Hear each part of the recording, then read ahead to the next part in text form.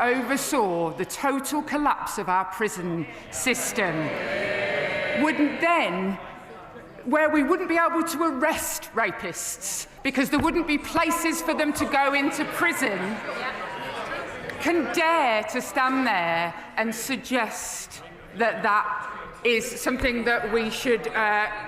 it is unbelievable that she cannot recognise her own role in this. Bria Goldman, Liberal Democrat spokesperson. Thank you, Mr. Speaker. I recently met with the Centre for Action on Rape and Abuse, also known as CARA, who support thousands of victims and survivors of sexual violence across Essex, including in my constituency of Chelmsford. CARA are concerned about future funding and the need for a stronger focus on tackling sexual violence. So will the Minister confirm that funding for the Rape and Sexual Abuse Support Fund and independent sexual violence advisor services will continue beyond March 2026 and outline how the government will prioritise addressing sexual violence? Minister. I thank the Honourable Lady and the Ministry of Justice who oversee victims funding absolutely ring-fenced the two different sexual violence funds, in fact, that she referenced in her question last year to ensure that they were protected. And as for Onward, I find it vanishingly unlikely, is what I would say. But whilst the CSR is being allocated, it would be very difficult for me to stand here and say, but I find it very unlikely, as somebody who used to work in one of those services, that the idea that they won't be funded in the future. Kenneth Stevens. Please, Mr. Speaker. Minister. Mr. Speaker, across government, we're supporting a number of initiatives to increase the number of women in STEM. The target of 35% of women's participation in the advanced manufacturing sector, investing £18.2 million to ensure underrepresented groups get the maths support they need in schools, as well as working with schools to support them in developing a triple science offer for all pupils, ahead of introducing a statutory entitlement. A successful STEM sector is a diverse one, and it starts with inspiring the girls of today. Stevens. Yeah.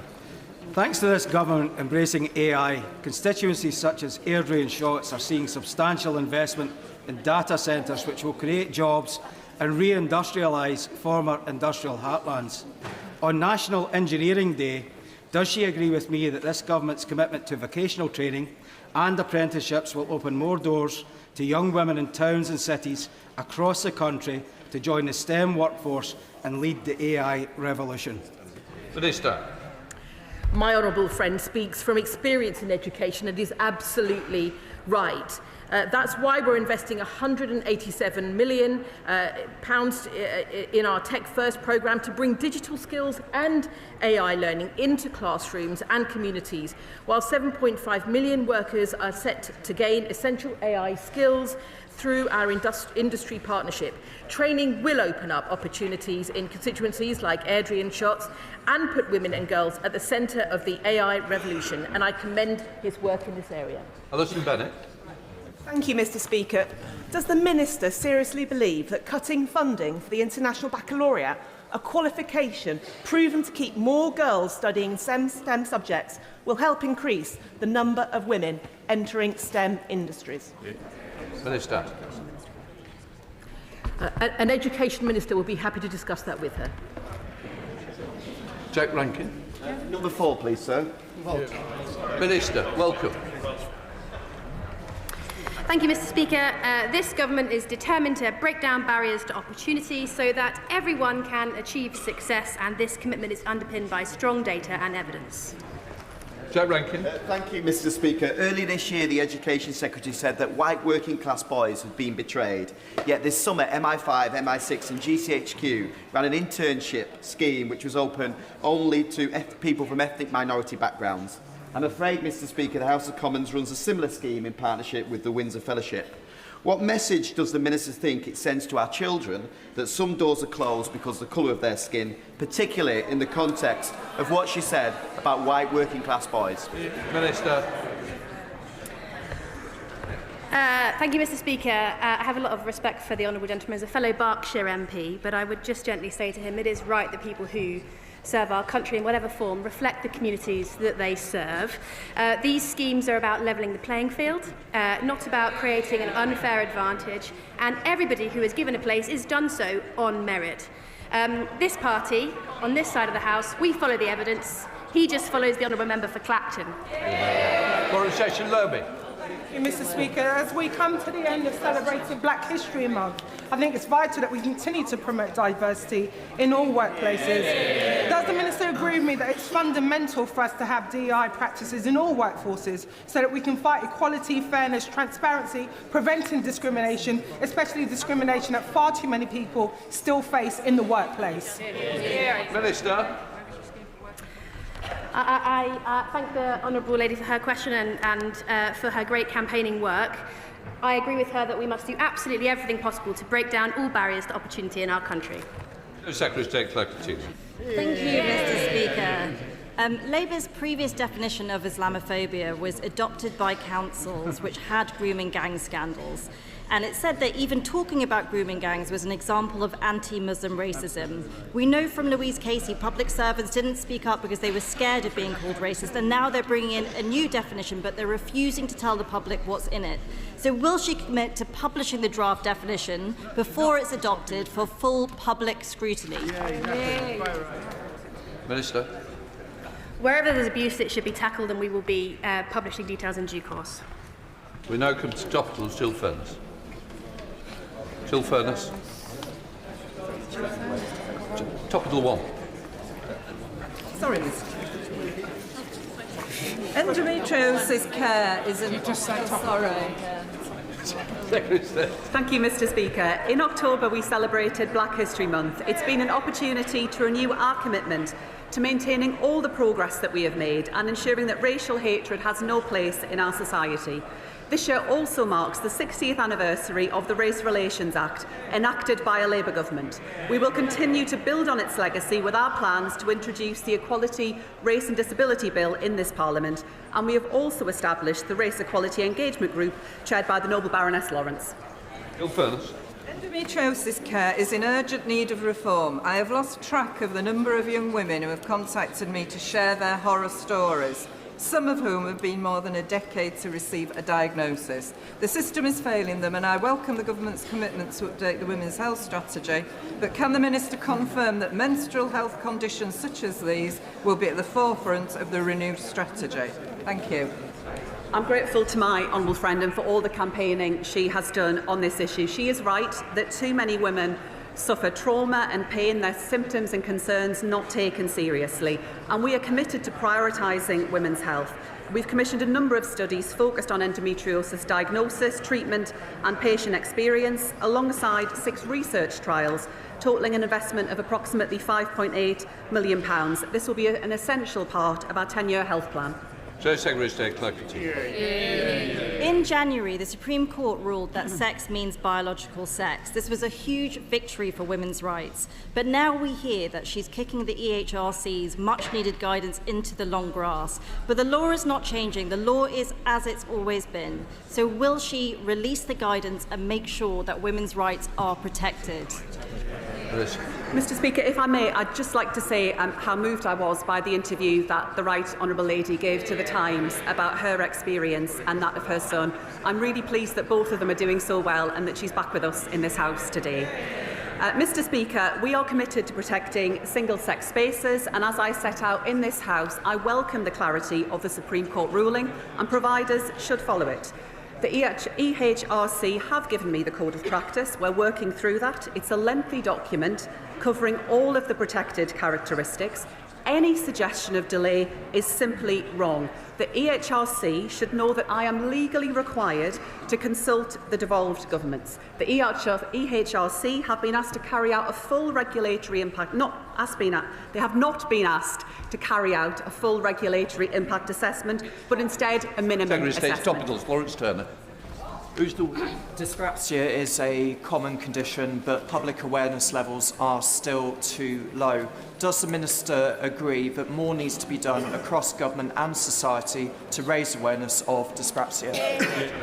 Yes, Mr. Speaker, I do. We want a more inclusive society where neurodivergent people, including those with dyspraxia, are supported to thrive. We're working across government, supporting earlier intervention in schools, including through the Partnerships for Inclusion of Neurodiversity in Schools programme, SEND reforms coming forward in the new year. But we're also, beyond education, taking a wider view of how we ensure people with conditions like dyspraxia are not held back. Due to the rural nature of West Dorset, SEND children face difficulty accessing education. I've got casework, a young girl with stroke whose transport was withdrawn 2 days beforehand. Will the Minister work with other departments to solve the problem of SEND children accessing education in rural areas? I'm grateful to the Honourable Gentleman. I recognise the concern that he has raised and that many members across this House have raised. That's why we'll be setting out our plans to make improvements to the system through the Schools White Paper, and I'd welcome the contribution of the Honourable Gentleman and his colleagues as part of that process, because I think it is important that we put children's interests first and get to the right system, particularly around early identification of need.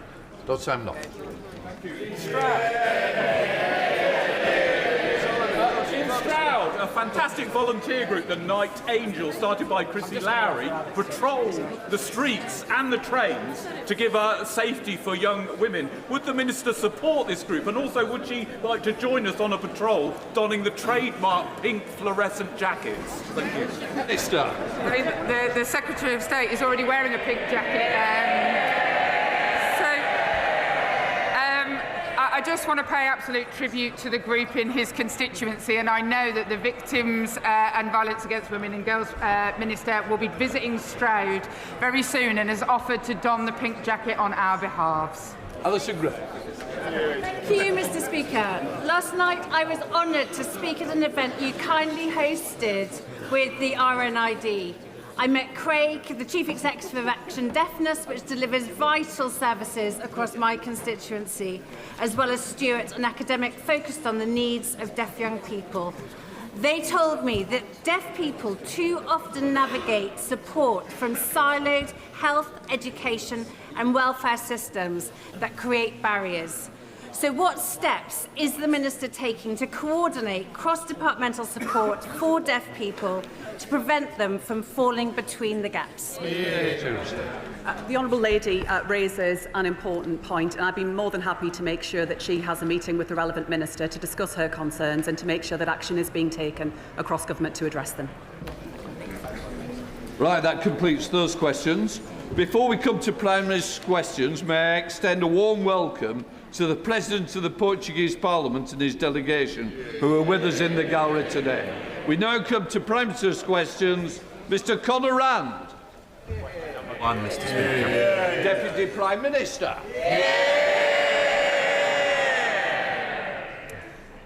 Mr. Speaker, my right honourable friend, the Prime Minister, is in Brazil, attending COP30 in Belém and the Earthshot Prize alongside His Royal Highness the Prince of Wales. Mr. Speaker, the thoughts of the whole House remain with those affected by the appalling scenes that we saw in Huntingdon and Peterborough, where I spent 7 years of my life at school. We thank our emergency services for their outstanding professionalism and the individuals who showed such tremendous courage to defend others. Mr. Speaker, this weekend is Remembrance Sunday. We will never forget those who fought to defend our freedom. It's been one of the greatest honours of my career to meet our troops around the world, whether in Cyprus, the Gulf or Australia.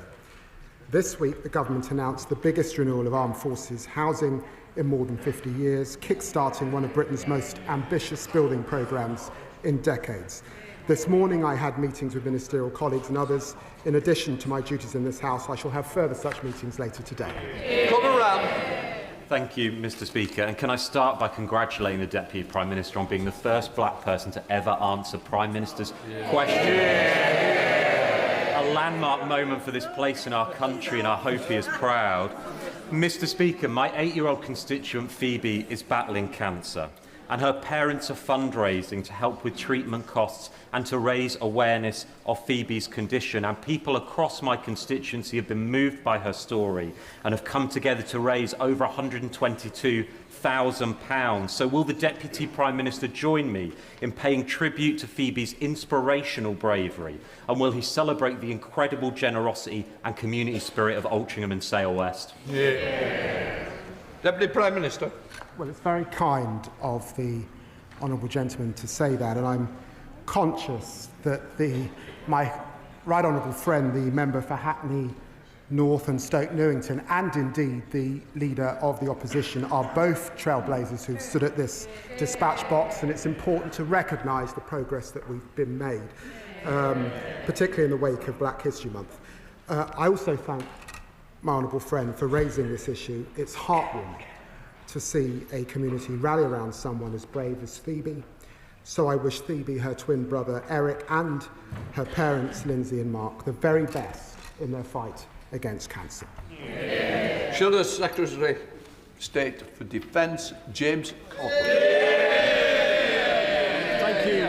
Thank you, Mr. Speaker. And can I begin by associating myself and the opposition with the remarks by the Deputy Prime Minister about the terrible and horrific attack in Huntingdon. We wish a speedy recovery to those still in hospital and pay tribute to the brave actions of the public and the police. Now, Mr. Speaker, overnight, the father of the girl assaulted in Epping by Hadish Gabatu, the illegal immigrant, released by accident, said the government had failed them relentlessly. Now, I confess, I'm surprised the Deputy Prime Minister hasn't already apologised. So I'm going to give him an opportunity now. Will he apologise to the family concerned? Deputy Prime Minister.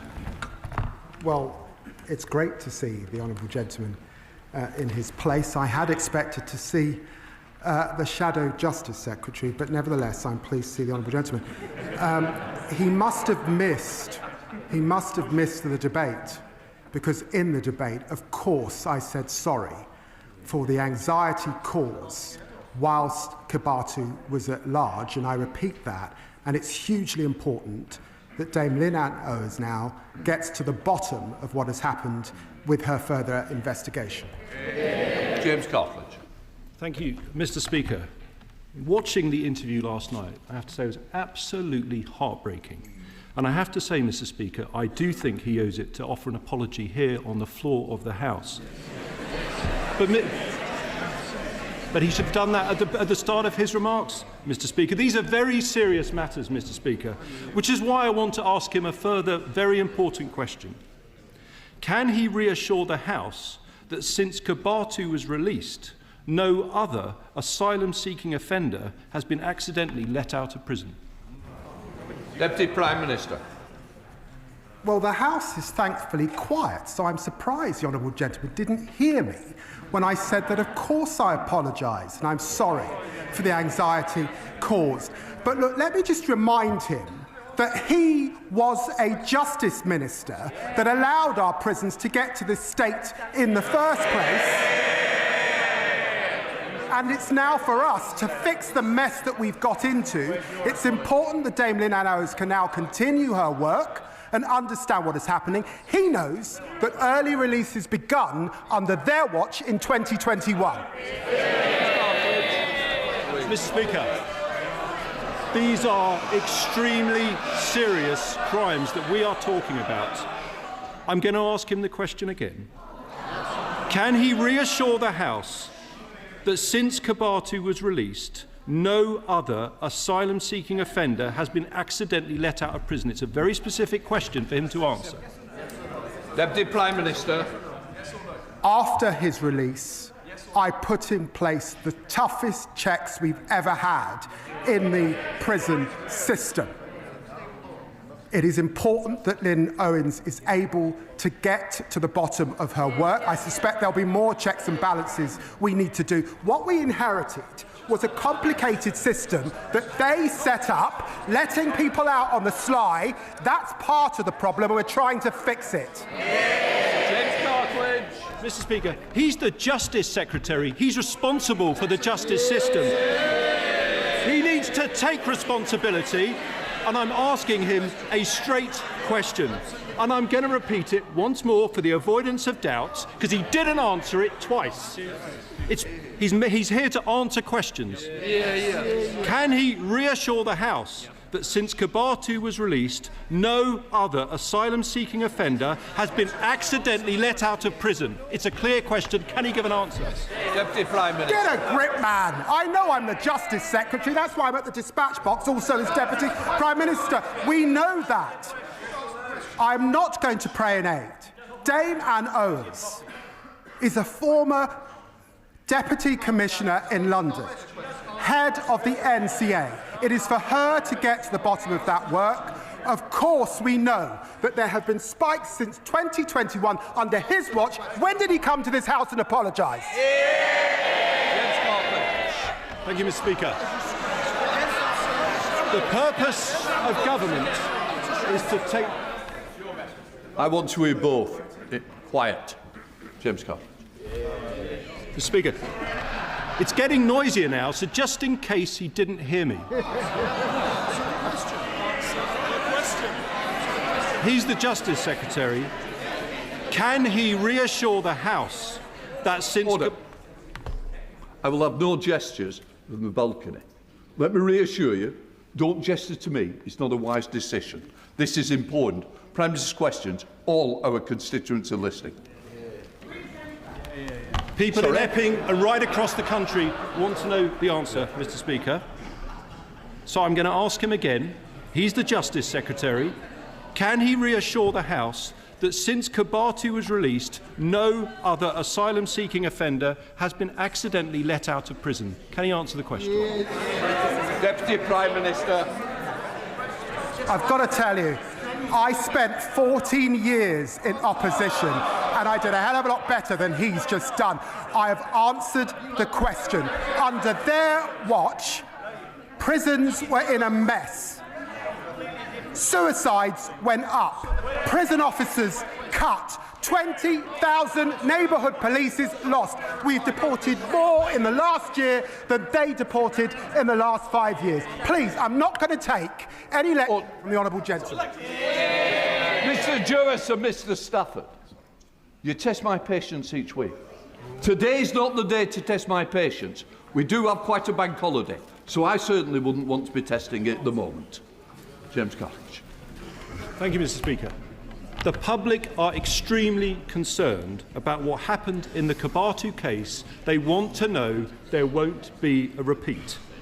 So I'm putting to him a very clear question about his responsibilities. I repeat, can he reassure the House that since Kabatu was released, no other asylum-seeking offender has been accidentally let out of prison? Can he answer the question? Deputy Prime Minister. Mr. Speaker, I'm looking forward to being up against the member for Newark next time. In 25 years in this House, I've not witnessed a more shameful spectacle, frankly, than what the party opposite left in our justice system. Their criminal negligence on his watch as a former Justice Minister. They left our prisons on the brink of collapse entirely, threatening to allow offenders to run wild on our streets. He knows that. Rape victims waiting years for their day in court. He knows that. Neighbourhood policing decimated, leaving our people feeling unsafe in their communities, and they haven't learned a thing. We are tackling knife crime, that's why it's falling. 13,000 more bobbies we are putting on the streets, kicking out 5,000 foreign criminal offenders. I've got to say to the honourable gentleman, he should do better. Thank you, Mr. Speaker. My constituent, Georgia Hart. More, I got it to 6. James Cartledge. Order. It is 6. I'm all right. 6, you've had your 6. Sorry, I was correct. Jonathan Brash.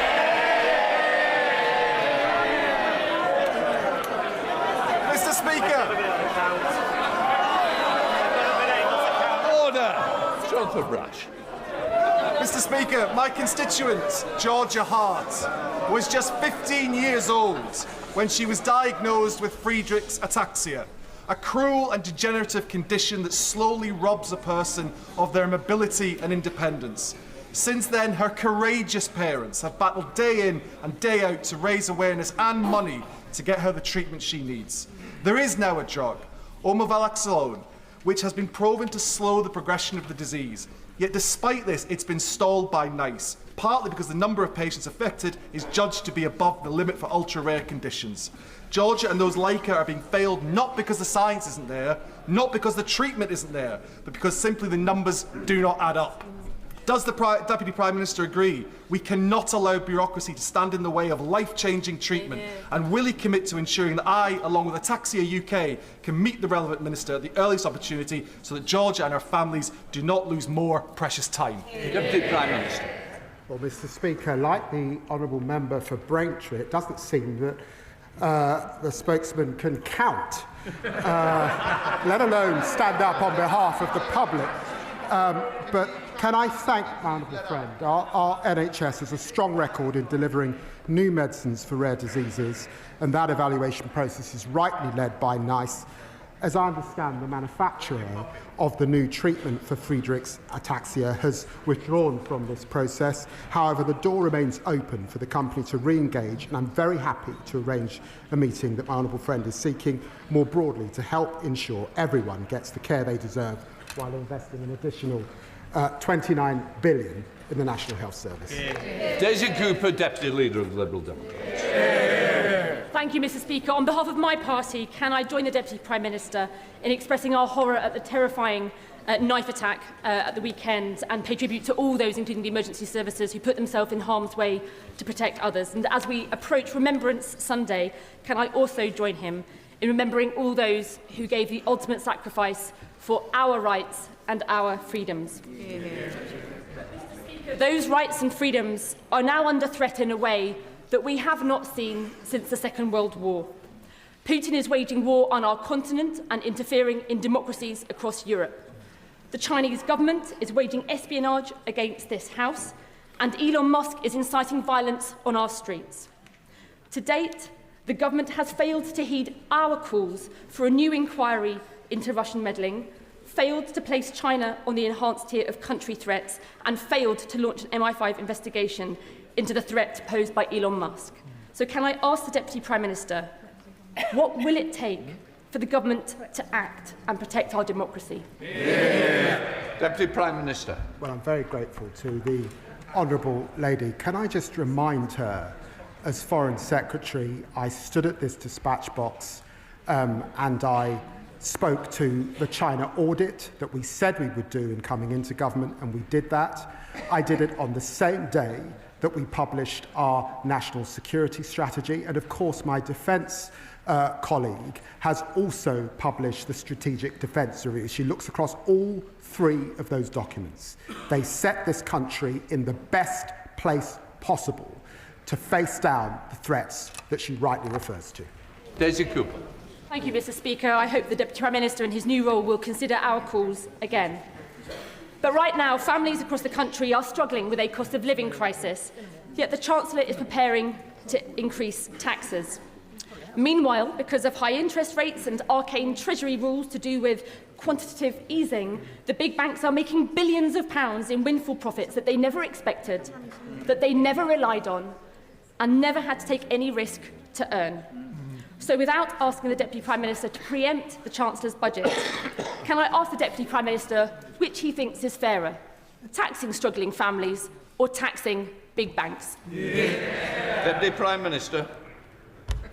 Well, she knows. We've got 80 years of convention, and it is for the Chancellor of the Exchequer to present her budget later on this month. But can I just say gently to her, it is under her government, in which they were in coalition with the Conservatives, that we saw austerity right across our country. And she will know that there are major parties proposing austerity again, and I know that the Chancellor will do everything she can to continue, as she set out yesterday, to invest in our NHS and our public services. Tristan Osborne. Thank you very much, Mr. Speaker. The leader of my local council, Kent County Council, has said that there is a shop window on Reform UK, with councillors facing criminal charges, inappropriate conduct and behaviour, a defection, 5 expulsions, a failed Doge cost-cutting drive and an authoritarian leader who shouts and swears at colleagues. Does the Deputy Prime Minister agree with me that the people of Kent deserve so much better? And how is the government going to ensure that we deliver higher standards in local government? Deputy Prime Minister. I see the honourable member for Clacton in his seat. Reform said, this may be the first time I've seen him in Prime Ministers, but Mr. Speaker, Reform said that Kent County Council would be the best advert for what a Reform government would look like. They're delivering on the chaos that they promised and on standards in public life. I say to the honourable gentleman, no, Mr. Speaker, this is serious. I used to replace the honourable gentleman on LBC, so we've known each other for many years. The disgraceful, racist language that we heard from a Reform MP last week belongs in the dark ages. And he should Even Flynn. It feels like it comes around quicker every year, Mr. Speaker, because the 22nd to the 28th of November marks BBC Scam Awareness Week, and by sheer coincidence, the Chancellor has chosen that week of all weeks to deliver her budget. So given her previous broken promises on energy bills, on inflation and to businesses, can he confirm to the public that if they see something suspicious on tax at the budget, they should report it? Deputy Prime Minister. I usually look forward to the bombast that the honourable gentleman brings to the chamber, but as usual, the SNP will say anything to distract from their appalling record. In the week where Scotland's Health Secretary had to apologise for the state of the health service on their watch, he could have mentioned that in his question. We will see what is in the budget later on this month. Charlotte Littles. Thank you, Mr. Speaker. I know the thoughts of the whole House will be with everyone affected by the Huntingdon attack, and we should praise the actions of the train's driver, Andrew Johnson, and the heroic guard, Sami Zatouni. In my mind, a worthy candidate for consideration for the George Cross, as we wish him well in his continued recovery. Andrew Johnson told ITV News he was, quote, just doing his job. Will the Deputy Prime Minister take this opportunity from the dispatch box to recognise the importance of our railway crews, drivers and station staff, and the vital role they play in keeping us all safe, from averting suicides on the rail network to dealing with antisocial behaviour and emergencies like we've seen this week? Deputy Prime Minister. Well, I'm very grateful to my honourable friend. The actions of the driver, Andrew Johnson, and the train staff member, Sami Zatouni, were nothing less than heroic.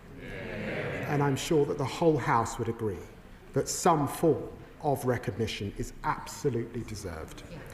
Our country is defined by these people, working on the front line, caring for and supporting the public every single day. I'm proud to be part of a government that's fighting for them, increasing their pay, tackling the cost of living crisis, and fixing the public services that we rely on. Bob Blackman.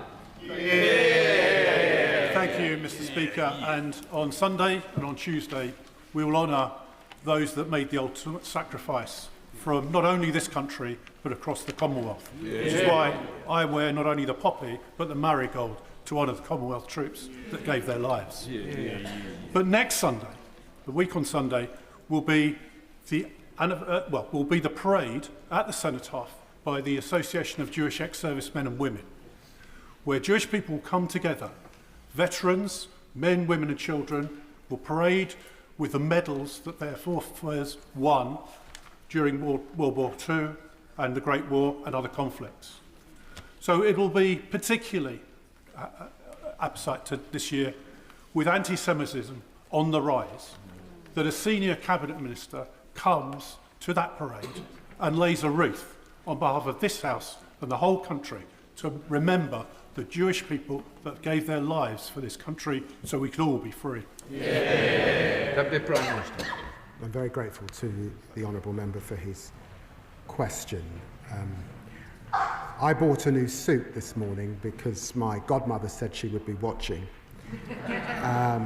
But his question brings to mind the West Indies Regiment and their contribution in 2 world wars.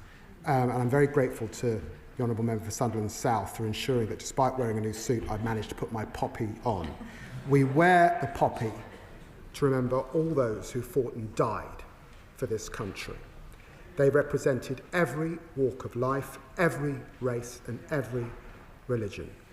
My ministerial colleague, the Noble Lord Coker, will be proud to lay a wreath at the annual Remembrance event at the Cenotaph to mark our enduring gratitude to generations of Jewish service personnel and veterans. And I'd like to thank Ajax for organising the event and for all they do throughout the year to keep alive the memory of Jewish people, many of whom are in my constituency, their descendants in my constituency in Stamford Hill, who gave their lives for this country. Susan Joseph.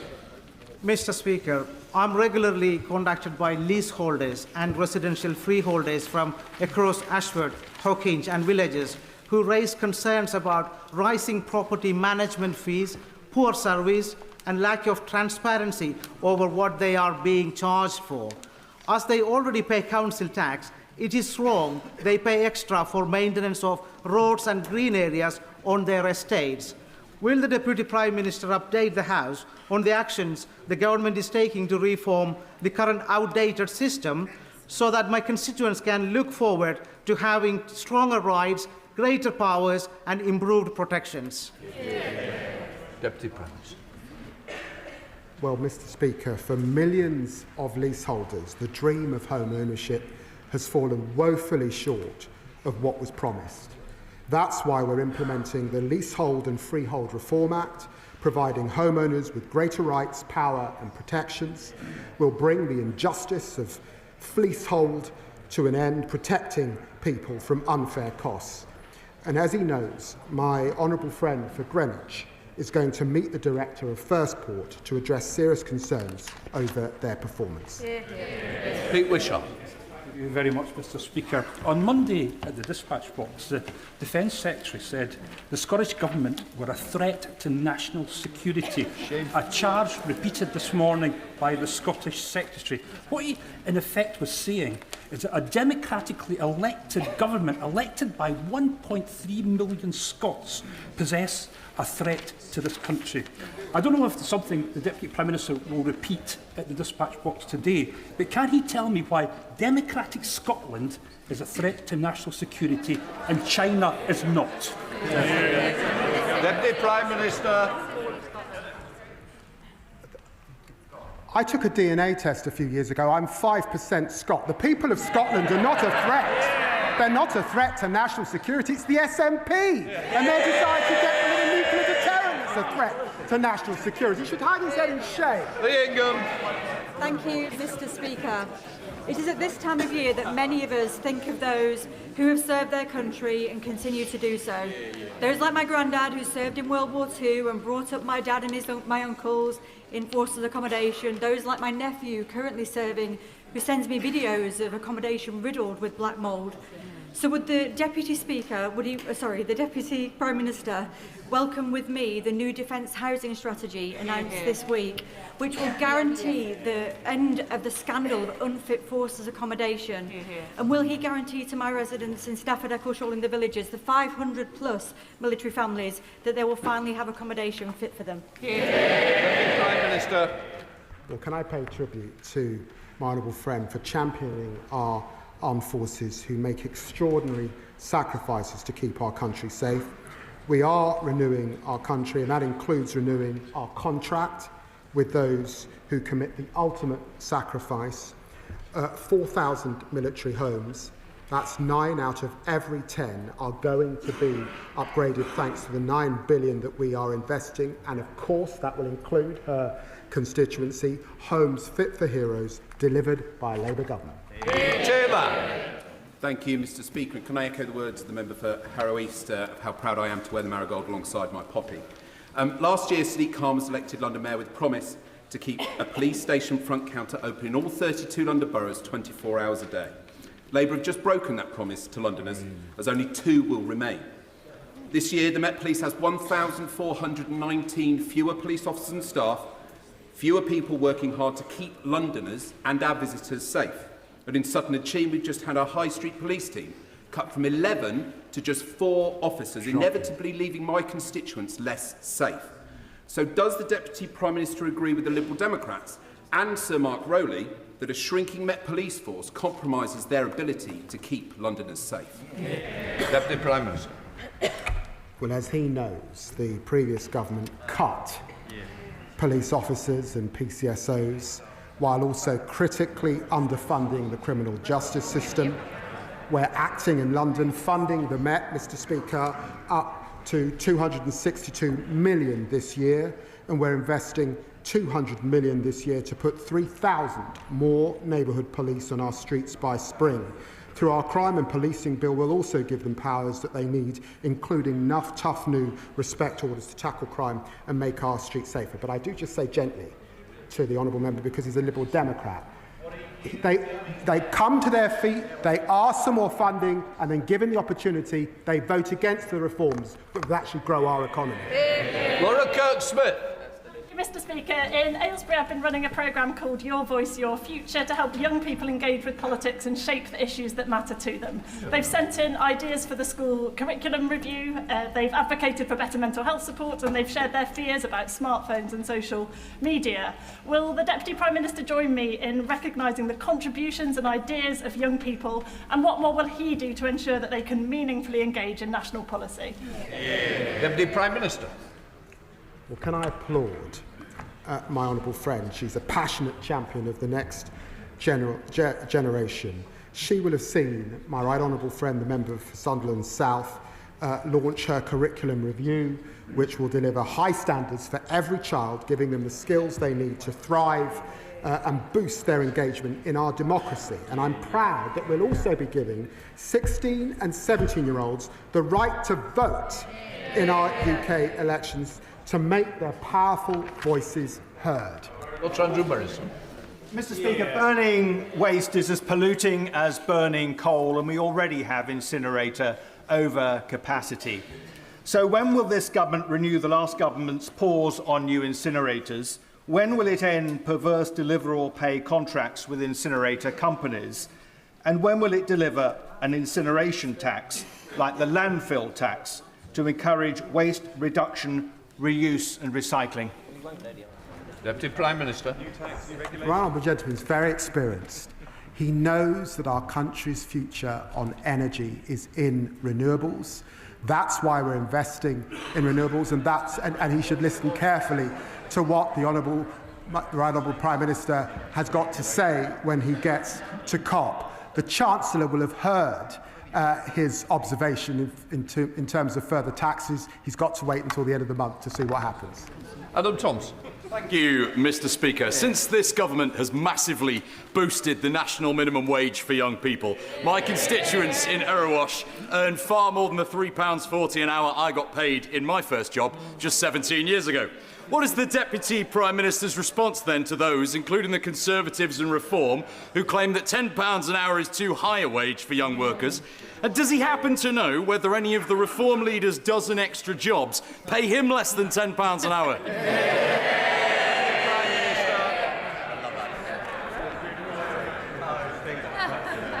Well, I was looking at the honourable member for Clacton's member's interests, and he's making quite a lot out of gold bullion. You've got to ask, why does he want to cut the minimum wage for people who are not making even 1% of what he is. The Labour Party's on the side of young people, boosting their wages and delivering the youth guarantee to help everyone realise their potential. And I hope young people recognise what the two other parties want on their record. Ben Spencer. Thank you, Mr. Speaker. People across the country are fed up of extensive and needless delays caused by road, rail and utility works happening at the same time, a failure to coordinate. My Transport Duty to Coordinate bill would fix this and cut disruption, supporting communities and the economy. Now, I understand the government is looking for ways to support the economy, apparently. Would he pass on my proposal to the Chancellor and back my bill? Deputy Prime Minister. I'll certainly pass them on to the Chancellor. Tom Rutland. Thank you, Mr. Speaker. Seeing a dentist is crucial not just for people's dental health, but also for their broader health and well-being. But access to NHS dentistry has been a growing problem for a number of years. And in my constituency of East Worthing and Shoreham, only 2 out of 10 dentists are taking on new adult NHS patients, and the number is the same for children. So can the Deputy Prime Minister set out what this government is doing to improve access to NHS dentistry and to put a healthy smile on my constituents' faces? Deputy Prime Minister. My honourable friend is right to raise this issue. It's an important issue up and down the country. We're taking action to address the appalling inheritance received by rolling out extra urgent and emergency appointments across the country. We're also reforming the dental contract, recruiting more dentists and making sure that they work in the National Health Service for a minimum of 3 years. Freddie Van Berlen. Mr. Speaker, the inclusion of Oxford University Hospital Trust in the rapid review of maternity and neonatal services is welcome. And reports today in the New Statesman and Channel 4 speak to failures at that trust. Will the Deputy Prime Minister commit that the outcomes of Baroness Amos's review will be carried out in full, and commit to this House that the review is the start of a sea change in maternity services and not a whitewash? Deputy Prime Minister. Baroness Amos is a dear friend of mine, and I know that the Health Secretary is considering her recommendations. Janet Davey. Thank you, Mr. Speaker. Mr. Speaker, we have seen Hurricane Melissa devastate Jamaica and leave the country in crisis. The Imperial College Storms model states that the hurricane was unlikely without climate change. Now, I know that Prime Minister is at COP30 representing the UK against climate change, but I asked my right honourable good friend, the Deputy Prime Minister, if he will ensure that the UK leads the way on preventing climate change. Deputy Prime Minister, you're right. Well, I'm deeply saddened by the loss of life and the scenes of devastation in the great country of Jamaica. And like the honourable member, I have relatives in Jamaica, and I thank and commend my honourable friend for her personal fundraising efforts. The Prime Minister and the Foreign Secretary have been in touch with their counterparts to offer our full support, with 7.5 million of aid funding already mobilised. We've chartered flights from Jamaica for British nationals who are unable to fly home commercially.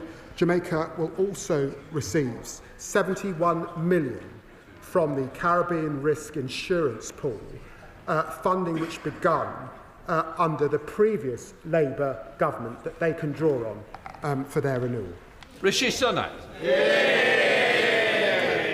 Mr. Speaker, can I thank the Deputy Prime Minister for joining me at a recent event in Parliament to support the work of Prostate Cancer Research, a charity where I am an ambassador.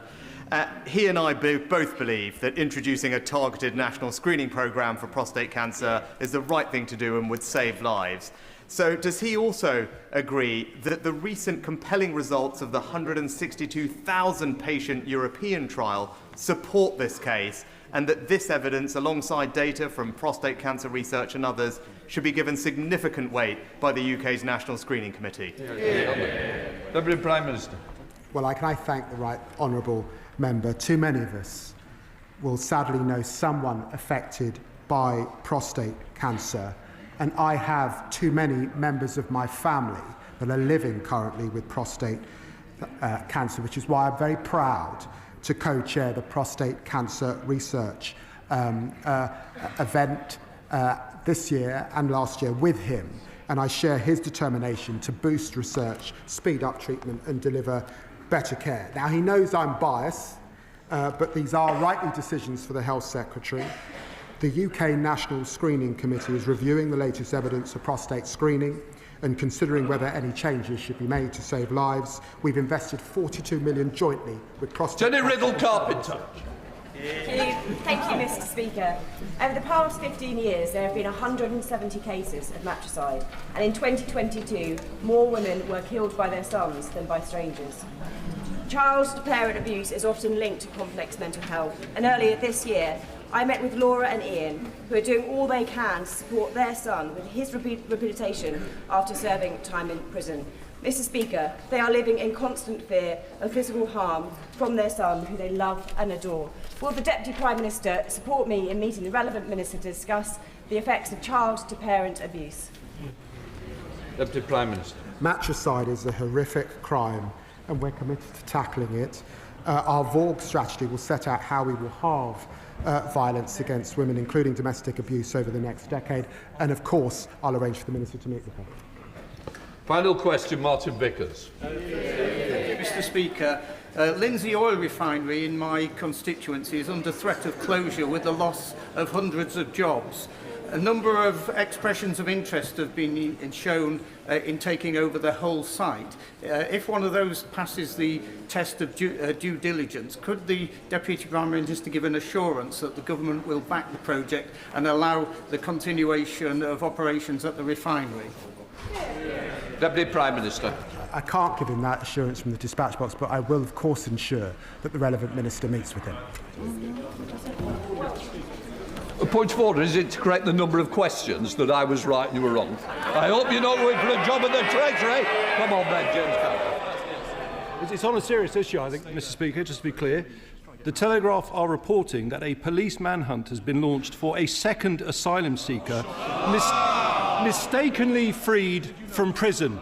The question is, Mr. Speaker, can you advise me on how I can ask the Justice Secretary whether he was aware of this when I asked him about it repeatedly in Prime Minister's question? You want to? No.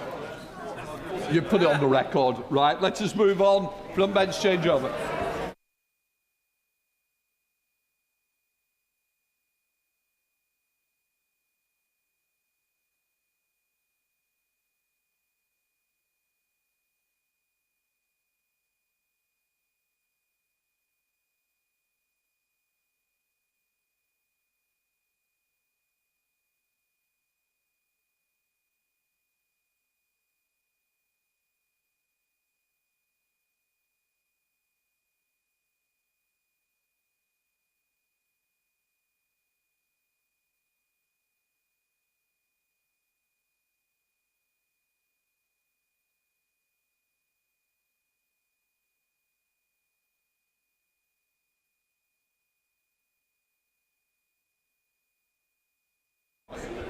We now come to the urgent question. Dame Priti Patel.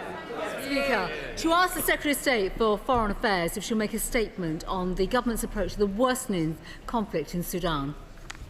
Minister. Mr. Speaker, I'm sure the whole House will join me in condemning the shocking violence against civilians in El Fasher. The latest reports, including 460 civilians being killed in a single attack, are harrowing. This is part of a pattern of appalling violence perpetrated against civilians. And it is just one element of the suffering driven by the war in Sudan, a conflict that has now created the worst humanitarian crisis on record. Over 30 million people need aid, and 12 million people have been displaced. Famine is spreading, and cholera is also now widespread, with life-saving assistance continuing to be blocked by the parties. As the Foreign Secretary said at the Manama Dialogue over the last weekend, no amount of aid can resolve a crisis of this magnitude until the guns fall silent. The world must do more. The UK is using all tools at our disposal to protect civilians, to get humanitarian aid to those in most need, and to secure a lasting ceasefire in Sudan. A year ago, the UK, along with Sierra Leone,